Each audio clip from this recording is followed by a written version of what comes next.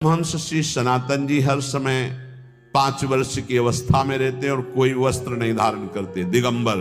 दिग माने दिशाएं, दिशाएं ही जिनकी अंबर है, अर्थात नग्न अवस्था में रहते हैं।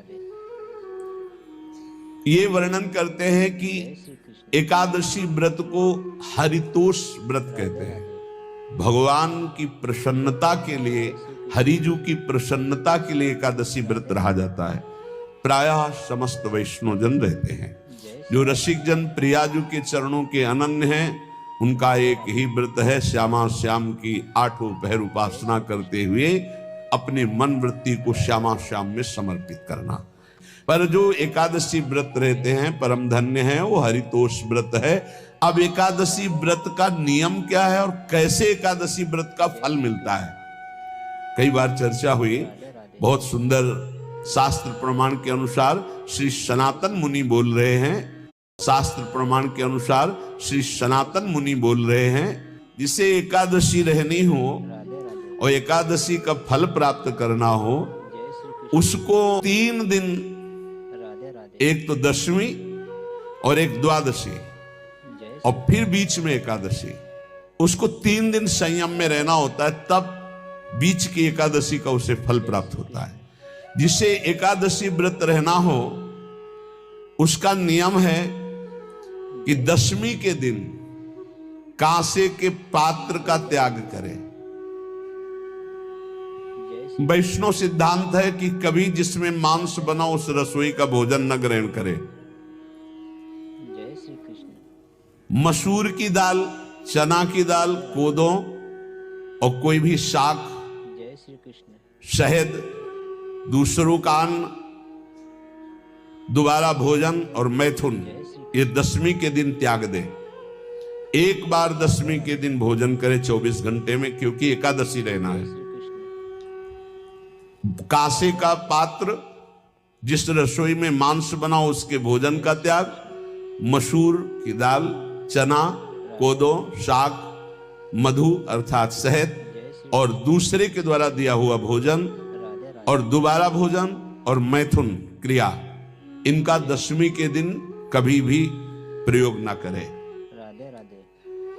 इन 10 वस्तुओं से वैष्णव दूर रहे दशमी के दिन। फिर एकादशी के व्रत में,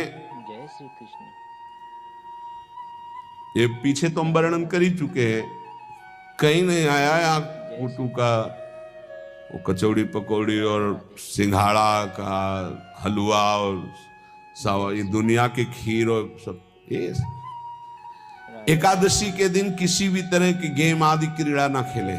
जैसे अब आज व्रत है तो बैठे हैं अपना मोबाइल में गेम खेल रहे हैं, ऐसा कोई भी क्रीड़ा नहीं, द्यूत क्रीड़ा, किसी भी तरह का गेम, ये सब खेल नहीं। एकादशी के दिन उपासक को चाहिए कि वो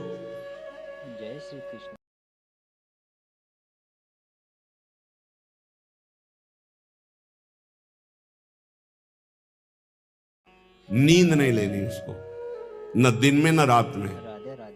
एकादशी व्रत, और प्रायः पुराने महापुरुषों ने ऐसा किया है। रामदास जी डाकोर के रात में जाते थे, रणछोड़ भगवान के यहाँ कीर्तन करते थे जाकर, तभी तो भगवान उनके कीर्तन पर, उनकी भक्ति पर रीछ कर गाड़ी में बैठकर उनके साथ आए थे। पूरी रात जगकर कीर्तन करना, और दिन में तो सोना ही निषेध है। पान खाना निषेध है, एकादशी को बिल्कुल नहीं। जो व्रत रह रहे, वृक्ष से तोड़कर जो दतून की जाती एकादशी के दिन नहीं। दूसरे की निंदा करना, चर्चा करना नहीं, अर्थात अधिकतर मौन व्रत धारण करे एकादशी के दिन। चुगली करना, कोई चोरी करना, वाणी से, शरीर से, मन से किसी को दुख पहुंचाना, भोग करना, मैथुन करना, किसी के ऊपर गुस्सा करना, झूठ बोलना, एकादशी के दिन ये नहीं करना चाहिए। एकादशी को एक बार कुछ फलाहार शुद्ध, अगर आपके पास कोई व्यवस्था नहीं तो थोड़ा दूध है, जल है, ऐसे आप लेकर या थोड़ा सा फल ले लिया, थोड़ा सा फल लेकर के प्राण पोषण, एक दिन में मर नहीं जाओगे। कितने तो निर्जला एकादशी रहते हैं, हर एकादशी निर्जला। पूज्य श्री मथुरा दास जी निर्जला ही रहते थे हर एकादशी। चलो भैया आपकी सामर्थ्य नहीं तो जल 2-4 बार ले लो, एक बार थोड़ा सा दूध और फल ले लो, चल जाएगा काम, प्राणों का पोषण हो जाएगा। ये आचरण न करे और एक बार जय श्री कृष्ण कुछ आहार ले ले, वो भी शुद्ध भगवद अर्पित प्रसाद।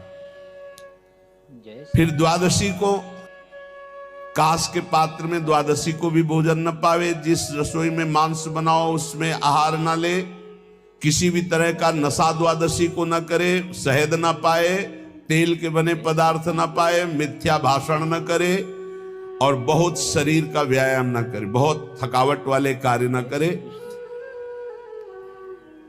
दोबारा भोजन न करे, एक बार द्वादशी को भी भोजन पवित्र, मैथुन न करे, जिसका स्पर्श नहीं किया जाता है ऐसे पदार्थों का स्पर्श न करे, और मसूर की दाल न खाए। द्वादशी को जो इन नियमों का पालन करता है, दशमी द्वादशी ऐसे और एकादशी ऐसे, तब उसे एकादशी व्रत का फल प्राप्त होता है। जय श्री कृष्ण। उपासक को चाहिए राधे राधे कि इन नियमों से व्रत का अनुष्ठान करे, मनमानी आचरण न करे। सबसे प्रार्थना जो एकादशी रहते हो, राधे राधे हरितोष व्रत इसे कहते हैं, भगवान की प्रसन्नता के लिए रहा जाता है, रहना चाहिए। जो अपनी आचार्य परंपरा में हैं, जैसे जिनका सिद्धांत है, पर रहने का सिद्धांत ये श्री सनत कुमार जी वर्णन, श्री सनक जी महाराज, ये सनत कुमार जी वर्णन की। सनक जी महाराज कह रहे हैं, यदि भगवान का आश्रय नहीं, सत्संग नहीं है, तो इन 4 में से एक हो तो नाश कर देता, फिर चारों हो तो सर्वनाश हो जाता है। यदि सत्संग नहीं है, यदि भगवद आश्रय नहीं है, और खूब धन हो, जवान अवस्था हो, और बढ़िया पद मिला हो, प्रभुत्व चलता हो, और अज्ञान हो, फिर क्या कह रहा है? बोले ये चारों जहां मौजूद होते हैं वहां सर्वनाश का खेल शुरू हो जाता है।